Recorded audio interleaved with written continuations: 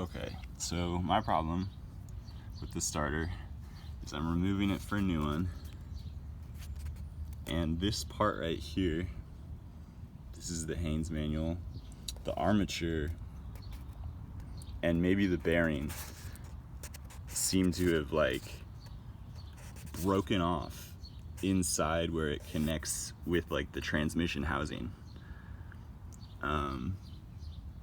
And it's stuck by like hand strength. I don't know, maybe I could try something to apply a little more, but it seems like it might be bad to pull out. So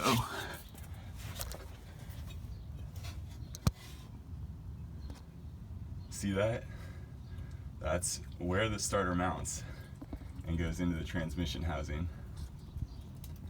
But that like armature is like stuck in there and kind of like jammed at an angle. So I don't know if there's like a flywheel in there and it just needs to be backed up, you know, a 1/16 of a rotation or what. But if anybody has dealt with this, the help would be amazing. Thank you.